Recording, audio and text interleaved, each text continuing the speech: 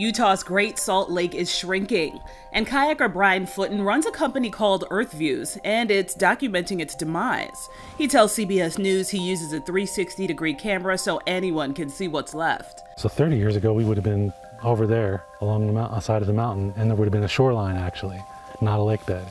Back then, the Great Salt Lake covered some 3,000 square miles. Now, it's at its lowest level ever recorded, covering less than 1,000. That's why it's important to do it now, because if you wait another 5 years, it's just going to be another record low. If the lake bottom is completely dry, the wind picks up and it creates dust storms that carry to the urban areas like Salt Lake City. Scientists from the University of Utah are figuring this out by biking across land that was once underwater. You can see this wall of dust, and it reduces the visibility, and people are very concerned about what might be in the dust that they're breathing. Kevin Perry uses an instrument that mimics a dust storm on a smaller scale to measure what the dust is made up of. His research led him to find the dust raises some serious health concerns for the millions who live near Salt Lake City.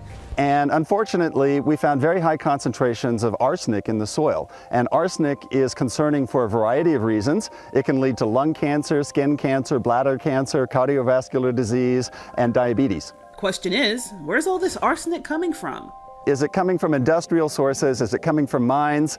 And the simple fact of the matter is that every measurement that I took over all 800 square miles of the lake bed was high in arsenic. And the only way that that can happen is if it's naturally occurring and has gradually accumulated here in the lake bed over thousands of years. Preventing arsenic-contaminated dust storms can be done by getting more water into the lake. That's not easy when Utah, like much of the West, is in the grip of what is now called a mega drought.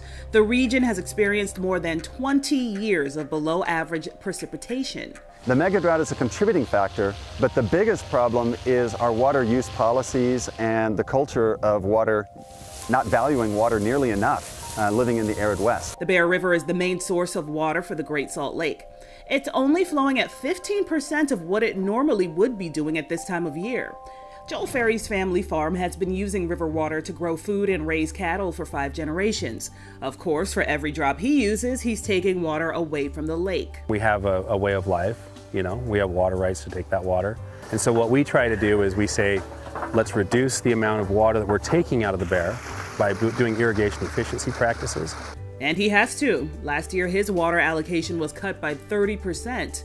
Ferry installed some drip irrigation for some of his crops. So what we're doing is really utilizing the water that we have in a more efficient way to make sure that there's enough to go around.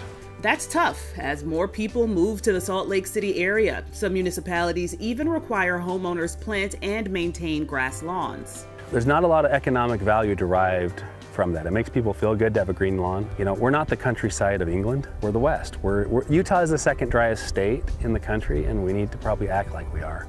So, Ferry is starting a new gig that will help with that. The governor has asked me to serve as the executive director of the Department of Natural Resources. It's what oversees all water rights, water resources for the state, wildlife resources, outdoor recreation, all of these things. I'll be the boss. As he tackles how to get Utah's residents and businesses alike to get on board with water conservation. We're creative. We settled the desert. We can make this work. For Inside Edition Digital, I'm Stephanie Officer.